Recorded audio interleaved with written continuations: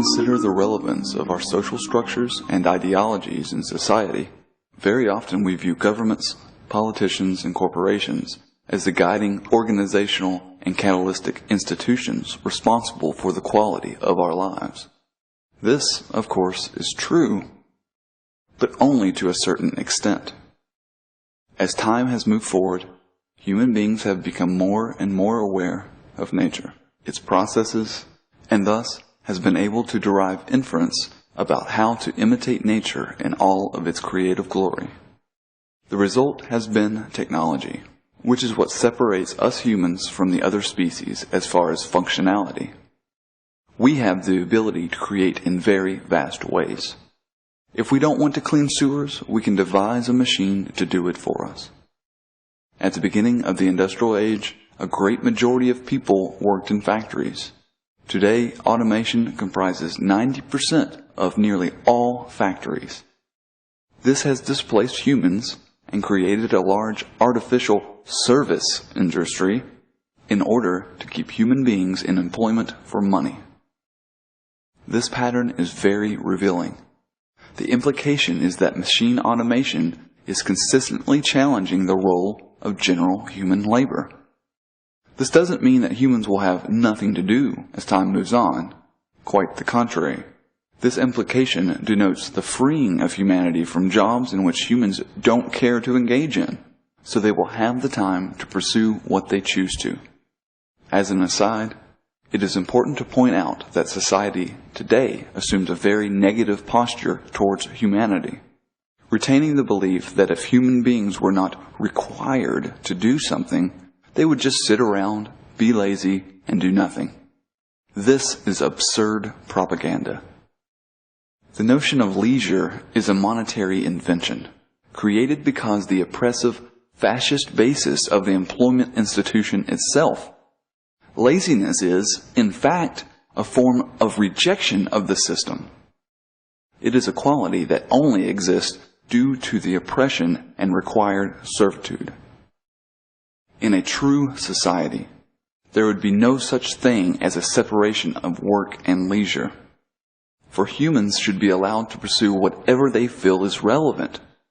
To put it in a different way, consider the curiosity and interest of a child. He or she doesn't even know what money is. Do they need to be motivated by money to go out and explore and create? No. They have a personal interest and they pursue it without reward.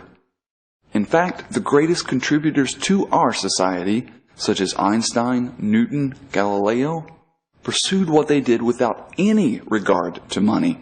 They did it because they wanted to. The act of doing and contributing was their reward. The point here is that money is not a true incentive for anything, and to think as such is to assume that humans are inherently lazy and corrupt. Laziness and corruption are the products of conditioning our social system creates. Now, coming back to technology, we find that our quality of life, as far as functionality, has been increased greatly by the benefits of technological tools we create. From a lawnmower to a pacemaker, technology saves lives and decreases the amount of time we need to spend on mundane, difficult, or dangerous activities. In fact, if one steps back far enough, it becomes very clear that technological development is the most important institution we have, and the pursuit of socially helpful technology, not weapons, should be the highest priority of the culture. At this time, technological development is brought about by a particular train of thought, or process. This could be called the scientific method. Carl Sagan was once quoted as saying something to the effect of, "Society welcomes the gifts of science, but rejects its methods."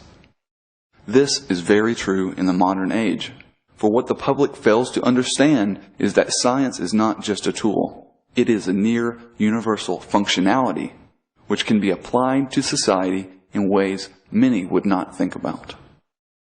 It seems obvious that technology improves our lives and serves as the greatest liberator of human life in the material realm. So why aren't its methods applied to society as a whole? Obviously, the scientific method is used constantly for isolated systems, but it has never been truly considered in the broadest ways.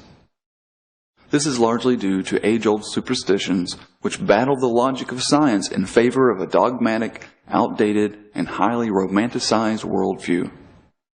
If we had the option to rebuild a society from scratch, how would we do it to make it the most efficient, sustainable, and humane society yet? This is our perspective. Obviously, we cannot build a society from scratch, but the point is clear. It is time to stop thinking about monetary concerns and limitations, and begin to think about the possibilities we have here on earth in the broadest sense. It is this interest that has created the concept of a resource-based economy. The Venus Project has been working on this concept for a long time, and its foundation is very simple. We survey, preserve, and maximize our use of planetary resources, in conjunction with open information and technological development. In this view, little is left to subjective interpretation, for it is a scientifically derived strategy for social construction at its very core. From there, the scientific parameters work themselves out as far as possibilities.